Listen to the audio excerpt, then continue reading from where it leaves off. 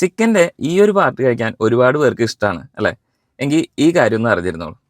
ഈ ഒരു പാർട്ടിനെ ചിക്കൻ്റെ ഗിസാഡ് എന്നൊക്കെയാണ് പറയുന്നത്. മലയാളത്തിൽ അതിൻ്റെ ആക്ച്വൽ ടേം എന്താണെന്ന് എനിക്ക് കറക്റ്റായിട്ട് അറിയുന്നില്ല. നമ്മുടെ കോഴി ഈ ധാന്യങ്ങളൊക്കെ കൊത്തിപ്പെറുക്കി തിന്നുമ്പോൾ അതിൻ്റെ കൂടെ ചെറിയ മണ്ണും മണലും ഒക്കെ അവരുടെ വയറ്റിലേക്ക് പോകുന്നുണ്ടാവും. സോ ഈ ഒരു പാർട്ടിൽ വെച്ചിട്ടാണ് അല്ലെങ്കിൽ ഈ ഒരു ഓർഗനിൽ വെച്ചിട്ടാണ് ഈ ധാന്യങ്ങളും അതുപോലെ തന്നെ ഈ മണ്ണും മണലും അങ്ങനെയുള്ള സാധനങ്ങളൊക്കെ അവർ ഗ്രൈൻഡ് ചെയ്ത് അരച്ച് ഡൈജസ്റ്റ് ആക്കുന്നത്. സോ ഈ ഒരു പാർട്ടിലെ മസിൽസ് എന്ന് പറയുന്നത് അത്രയും സ്ട്രോങ് ആണ്.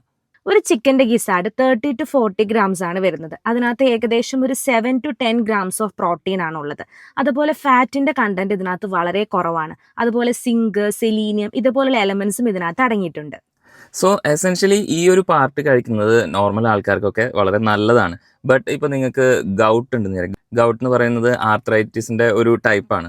അതുപോലെ യൂറിക് ആസിഡ് ലെവൽസ് ഒക്കെ നിങ്ങൾക്ക് കൂടുതലാണെങ്കിൽ ഇത് അവോയ്ഡ് ആക്കുന്നതാണ് നല്ലത്. കാരണം ഇതിനകത്ത് പ്യൂരിൻ ഉണ്ട്. പ്യൂരിൻ എന്താ പറയുക, ബ്രേക്ക് ഡൗൺ ആയിട്ട് യൂറിക് ആസിഡ് ആവും. സോ അങ്ങനത്തെ കണ്ടീഷനൊക്കെ ഉള്ള ആൾക്കാർ ഇത് അവോയ്ഡ് ആക്കുന്നതാണ് നല്ലത്. അപ്പോൾ നിങ്ങൾക്ക് ചിക്കൻ്റെ ഏത് പാർട്ടാണ് ഏറ്റവും ഫേവറേറ്റ് എന്ന് ഒന്ന് കമൻറ്റ് ചെയ്തോളൂ കേട്ടോ.